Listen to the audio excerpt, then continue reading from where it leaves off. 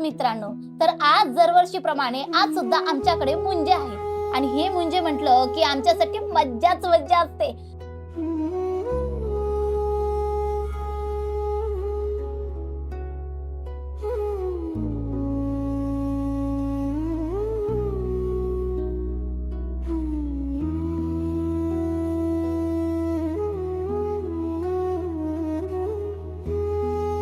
सकाळ सकाळी लवकर उठायचं, गोडधोड करायचं, म्हणजे आमच्या मेन्यू मध्ये छान पुरणपोळी, खीर आणि खूपच गोड झालं तर त्याला तोड म्हणून एक तिखट आमटी. आमच्या खानदेशात या आमटीला रसई म्हणतात.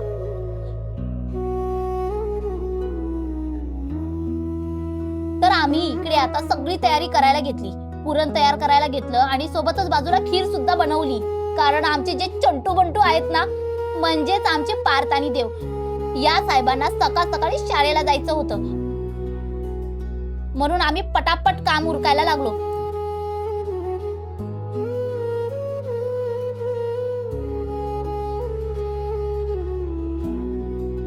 मग खीर झाल्यावर पटापट माझी फेवरेट आमटी करायला घेतली. तिकडे आई स्वयंपाक करायला लागल्या आणि इकडे मी रांगोळी काढायला लागली. त्यानंतर इकडे मी छान रांगोळी काढून घेतली.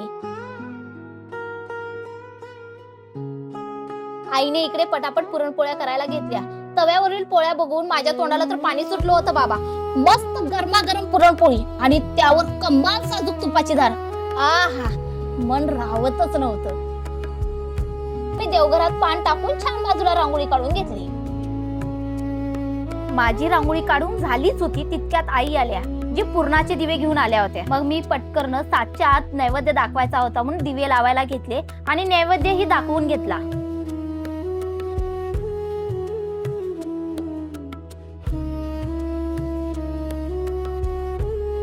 तितक्यात आमचे चुंटू पुंटू पुरणपोळी खायला सज्ज झाले होते. गोपीचंदन हातावर लावून नैवेद्याला आणि मुंजांना लावून घेतलं.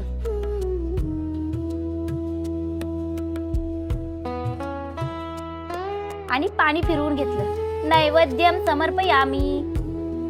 त्यानंतर कापूर आरती झाली आणि सगळ्यांनी पटापट पाया पडून घेतल्या.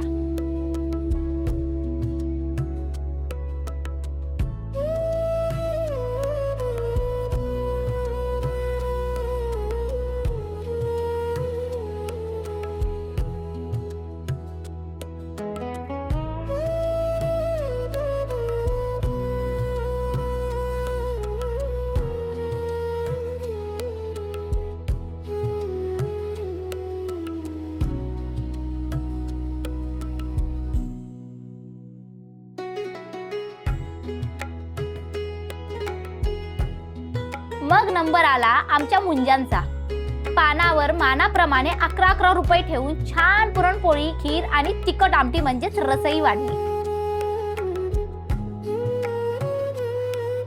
मुलांनी सुद्धा पटापट प्रसाद संपवून शाळेला जायला निघाले.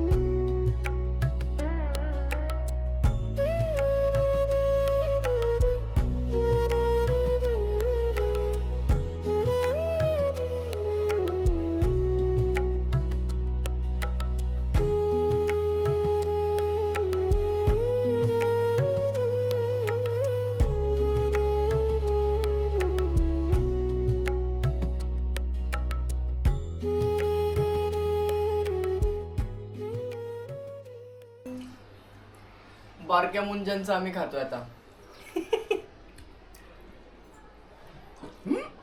यांनी चान्स मारलाय. जसं ते बारके धोनी उठले की मोठे बसले. आता त्यांनी खाल्लंच नाही मुंजांनी, आता त्यांचा प्रसाद आम्ही खातोय.